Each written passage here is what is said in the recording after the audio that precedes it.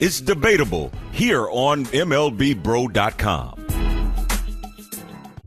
Welcome to Debatable. I'm the OG Mark Gray. That's my partner, Manny Brown. Man, what is up? What's going on, everybody? All right, let's get right to it, man. Aaron Judge was accused of cheating by the Toronto Blue Jays broadcast team for their alleging him stealing signs when he was crashing bombs at Rogers Center. So, do you think Aaron Judge was cheating? And number two, is sign stealing really cheating? This is an interesting topic, right? Was Aaron Judge cheating? Yes, I guess you could say that. Well, I'll answer both questions. Yes and yes.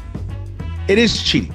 But to me, the bigger question and the bigger issue is that baseball has had this history now since the beginning of it celebrates certain cheating, but other cheating isn't celebrated. Like, to me, we need to define what's cheating. Like, what is it? Is sign stealing really cheating? Well, let's define it.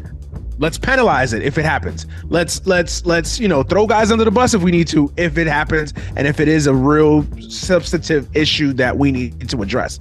But if it's gamesmanship, then it's all fair and so I guess it's just how you want to look at it, how you perceive it, how you want to view it. Some people view sign stealing as like, yeah, that's unethical. It's inbounds, but it's unethical. Some people really feel like, yo, sign stealing is not kosher. So it just depends on how you want to view it. No, well, look, here's how I view it. And I don't look at sign stealing as cheating as much as it is gaining a competitive advantage. Right. With all the videotape and the analytics that we have these days, if you're down on the field and you can steal that, somebody putting their hand on their cup means that it's going to be a split finger pitch to the outside, and you can relay that to your boy, and it's in a clandestine way. I got no problem with that. I think that's a part of the beauty and the purity of the game. But when you start looking at guys in the Hall of Fame like Gaylord Perry as an example, who cheated his way to the Hall of Fame. Yeah. I remember watching a baseball bunch back in the day, and Google it, New School, and he was giving you the 411 on how to cheat. It was celebrated. It's been celebrated. We laughed about it. It's funny, isn't it? So funny. Like, yeah, no, I just think we need to define it better. Like, what is cheat? Like, to me, I get it. Like, it's like speeding, right? If you go 5 miles over the speed limit, like, yes, from the letter of the law, you're speeding. But is it really cheating? Now, if you're doing 30 miles per hour over the speed limit, okay. Now, so I think it just depends on how we perceive it, and then what the level, what means are you going to accomplish said deed? Now, if you're banging trash cans like the Astros, then okay, now we got a situation. If you're using iPads and Apple Watches and laptops and whatever machinations, then okay. There's never any staph infection in Houston. Come on, we all know they weren't. Right.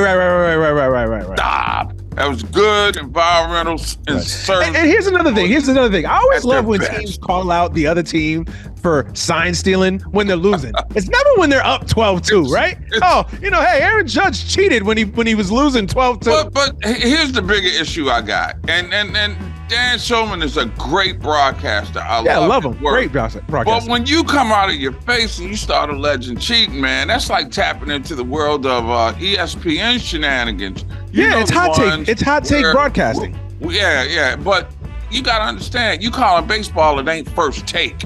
All right. Yeah. We ain't trying to fabricate conversations just to get a television rating right there. And to me, that was as one who does play by play, that was a egregious offense. Right. You got to make damn sure that you got some intel on that before you come Absolutely. That's what I was going to say. You better have the intel, and you better have proof, like live proof that you've seen it do it. And for a play-by-play guy to do that, it's one thing if the color guy does that, okay, usually it's an ex-player, they may know some things or they may have some insight to something, but for Dan Shulman, and that's not like Dan Shulman, so maybe he saw something, I don't know, his eyes moved at the right millisecond that it was, listen, I'm not going to get into that. The producer or the director caught in the truck, and then he pointed it out on a replay, and then they embellished it when it came out. I thought that was unbelievably sensational, and you can be sensational in a 10 a.m. to 2 p.m. time slot,